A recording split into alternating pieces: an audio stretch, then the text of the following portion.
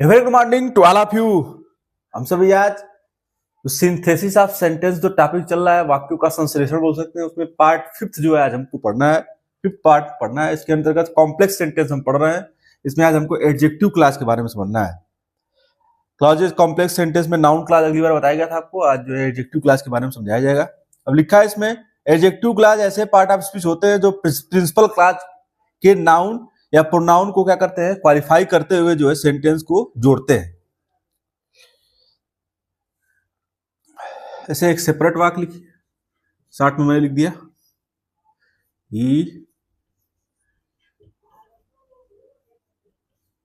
he gifted me a pen, I have lost it। इसको सी मतलब combine करेंगे, combined sentence कहेंगे, लिखेंगे I have lost the pen which he gifted me. अब वो एग्जाम्पल में विच ही गिफ्टेड मी जो है वो पेन का क्या है, पेन का एडजेक्टिव क्लॉज है। पेन का जो है एडजेक्टिव क्लॉज है बोल सकते हैं। और पार्ट ऑफ होते हैं जो प्रिंसिपल क्लॉज के नाउन या प्रोनाउन को क्वालिफाई करते हैं। तो नाउन है, इस नाउन को क्या कर रहा है, ये क्वालिफाई कर रहा है, विच ही गिफ्टेड मी। और पेन विच ही गिफ्टेड मी जो है वो पेन को क्या कर रहा है, वो पेन का जो है वो एडजेक्टिव क्लॉज है। मतलब ये क्या हो जाएगा, ये जो है एडजेक्टिव क्लॉज है। और ये क्या है, पेन नाउन है, जानते हैं। इसी नाउन को क्वालिफाई कर रहा है कि I have lost the pen, मैंने जो है पेन खो दिया। विच ही गिफ्टेड मी, जो उसने मुझे गिफ्ट किया था। तो यहाँ पर जो है पेन जो है वो नाउन है, इसको विच ही गिफ्टेड मी करके जो है इसको क्या कर रहा है, एडजेक्टिव पेन को जो है वो क्या कर रहा है, क्वालिफाई कर रहा है। विच ही गिफ्टेड मी पेन को क्या कर रहा है, क्वालिफाई कर रहा है। कंबाइंड हो गया, एडजेक्टिव क्लास था।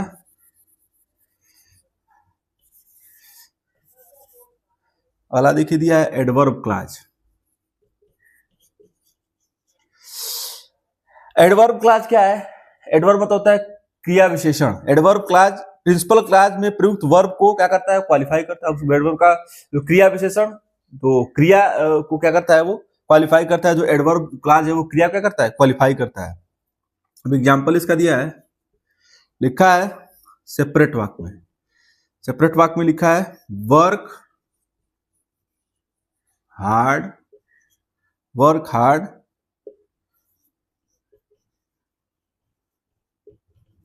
otherwise you will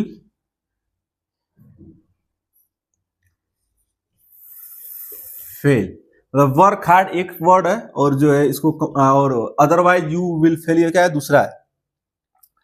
कठिन कार्य करो अन्यथा यू विल फेल, तुम फेल हो जाओगे। अब इसको जो है इसको कंबाइन जब करेंगे तो कहेंगे work hard लेस्ट, work hard लेस्ट you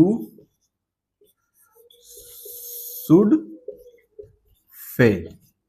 यहां पर शुड हो गया, लेस्ट के साथ वैसे भी शुड का प्रयोग होता है। तो यहाँ पर वर्क हार्ड के बाद अदरवाइज को हटा के क्या कर दिया, मैंने लेस्ट कर दिया, यू शुड फेल। एग्जाम्पल जो एग्जाम्पल दिया है इसमें, ये लेस्ट you should fail verb, work hard को क्या, वर्क हार्ड का एडवर्ब क्लॉज है।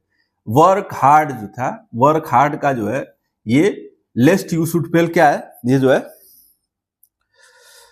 वो एडवर्ब क्लॉज है। लेस्ट यू शुड फेल ये क्या हो जाएगा, adverb clause. लेस्ट you should fail ये क्या हो जाएगा, एडवर्ब क्लॉज हो जाएगा।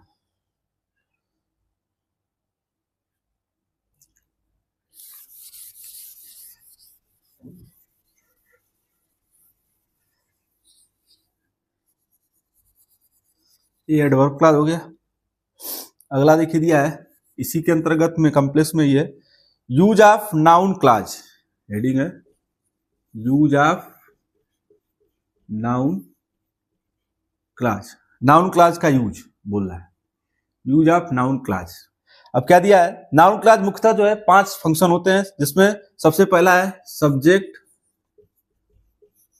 सब्जेक्ट ऑफ द वर्ब, क्रिया का सब्जेक्ट इसको बोल सकते हैं। अब एग्जाम्पल समझना है, लिखा है व्हाट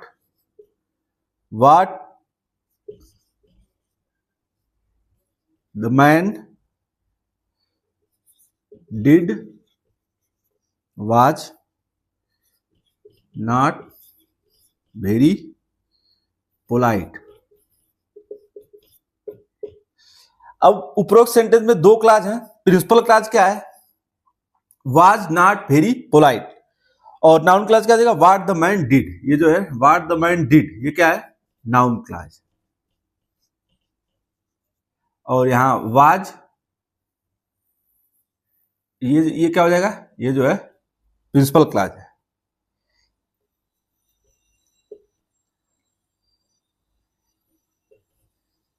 प्रिंसिपल क्लाज शॉर्ट में मैंने लिख दिया। तो यह principal clause was not very polite, ये प्रिंसिपल क्लाज है, और व्हाट द मैन डिड ये क्या है, नाउन क्लाज है।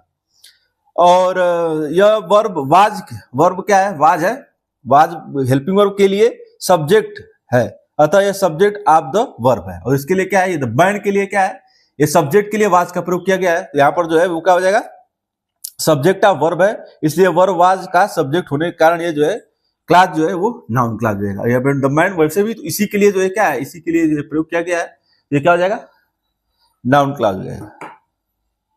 मैन वैसे भी नाउन होता है, जानते हैं आप।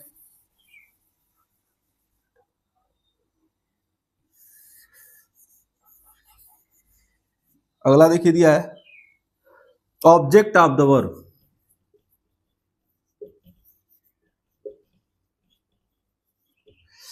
अब देखिए ऑब्जेक्ट ऑफ वर्ब में एग्जांपल पहले हम समझेंगे। क्या दिया है, she did not know, she did not know that the answer were wrong. अब उपरोक्त सेंटेंस में 2 क्लाज है। 2 क्लाज क्या है, प्रिंसिपल क्लाज और अगला है noun clause. She did not know, ये क्या हो जाएगा, ये प्रिंसिपल क्लाज शॉर्ट में मैंने लिख दिया। और that the answer were wrong, ये क्या हो जाएगा, यहां से जो है ये क्या हो जाएगा, ये नाउन क्लाज शॉर्ट में मैंने लिख दिया।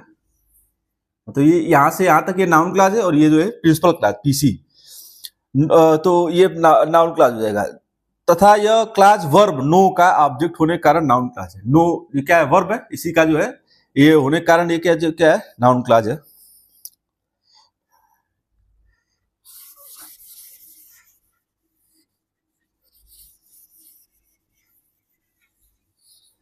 अगला देखिए दिया है complement of the verb.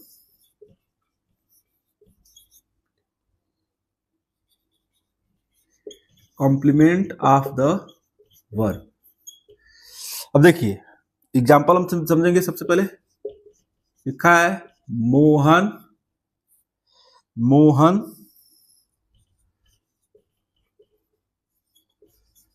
Mohan problem is that he is not punctual। अब देखिए कॉम्प्लीमेंट में उपरोक्त सेंटेंस में 2 क्लास है। पहला क्या है, प्रिंसिपल क्लास। यहां पर मोहन्स प्रॉब्लम इज, ये क्या हो जाएगा, प्रिंसिपल क्लास हो जाएगा, शॉर्ट में मैंने लिख दिया। और नाउन क्लास हो जाएगा दैट, यहां से ये क्या है सब, ये वाला सब क्या है, नाउन क्लास। ये जो है that he is not punctual, ये नाउन क्लास है। मोहन्स प्रॉब्लम इज, ये क्या है, प्रिंसिपल क्लास है। जो कि वर्ब इज का क्या है, कॉम्प्लीमेंट है। इज जो है ये क्या, इसका क्या है, ये कॉम्प्लीमेंट है, पूरक है। अतः यह क्लास जो है नाउन क्लास है। तो मोहन के बारे में बात हो रही है तो नाउन क्लास वैसे भी है। मोहन्स प्रॉब्लम, मोहन की समस्या है कि ही इज नॉट पंक्चुअल, और पंक्चुअल नहीं है। तो यहाँ पर जो है मोहन की बात हो रही है, और मोहन जब एस लग रहा था, एपोस्ट्रोफी एस लग रहा है, तो की होता है, एपोस्ट्रोफी का ये चिन्ह है, आप जानते हैं। तो यहाँ पर जो मोहन के बारे में बात हो रही है, इसलिए इसका इज हेल्पिंग वर्ब लगा है। और मोहन क्या है, एक है। अतः जो है यहाँ पर जो है यह क्या हो जाएगा, नाउन क्लॉज हो जाएगा। यहाँ पर क्या हो जाएगा, ये नाउन क्लॉज।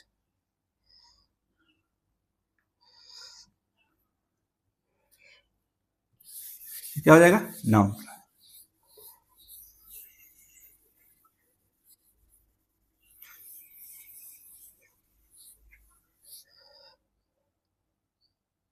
ये जो है आपका सिंथेसिस ऑफ सेंटेंस जो टॉपिक वाला पार्ट 3 था, आपको कॉम्प्लेक्स सेंटेंस में कॉम्प्लीमेंट ऑफ वर्ब में बताया। अब नेक्स्ट पार्ट में आपको जो है, नेक्स्ट पार्ट में ऑब्जेक्ट ऑफ प्रीपोजिशन बताया जाएगा। नेक्स्ट पार्ट में आप लोग को जो है ये ऑब्जेक्ट ऑफ प्रीपोजिशन बताया जाएगा। ऑब्जेक्ट मतलब वही लास्ट, जो ऑब्जेक्ट का स्थान लास्ट में होता है। तो नेक्स्ट पार्ट में आपको ऑब्जेक्ट ऑफ प्रीपोजिशन बताया जाएगा पार्ट 6 में। ये आपको कॉम्प्लेक्स सेंटेंस के बारे में जो है वो चाहे एडजेक्टिव क्लॉज था, फिर एडवर्ब क्लॉज हो गया था, फिर उसके बाद सब्जेक्ट ऑफ वर्ब के बारे में जो यूज ऑफ नाउन क्लॉज के बारे में आपको समझाया गया, ऑब्जेक्ट उसमें वर्ब कैसे होता है, सब्जेक्ट ऑफ वर्ब कैसे होता है, फिर कॉम्प्लीमेंट ऑफ वर्ब कैसे होता है। तो ये जो है आपको जो है आज कॉम्प्लेक्स सेंटेंस के अंतर्गत ये सब चीजें बताई गई। इसी के अंतर्गत जो है आपको ऑब्जेक्ट ऑफ प्रीपोजिशन जो है वो बताया जाएगा पार्ट 6 में। ये पार्ट 5 था आज, और अगले पार्ट में पार्ट 6 में जो है सिंथेसिस ऑफ सेंटेंस के अंतर्गत ये ऑब्जेक्ट ऑफ प्रीपोजिशन के बारे में आपको जो है वो बताने की कोशिश की है। कैसे ऑब्जेक्ट ऑफ प्रीपोजिशन आप बनाएंगे तो आपका जो है वो सही होगा, कैसे लोग क्या गलतियां करते हैं, ये सब चीजें जो आपको अब जो है अगले पार्ट में बताई जाएगी ऑब्जेक्ट ऑफ प्रीपोजिशन के बारे में। मेरे यूट्यूब चैनल के पोस्ट सेक्शन में जाकर आसान से सवालों का जवाब दें और तैयारी बेहतर करें। संडे स्पेशल क्लासेस के लिए मेरे यूट्यूब चैनल को लाइक करें, फॉलो करें, सब्सक्राइब करें तथा अधिक से लोगों को मेरे चैनल के बारे में जानकारी देकर जागरूक करें। Thanks to all of you.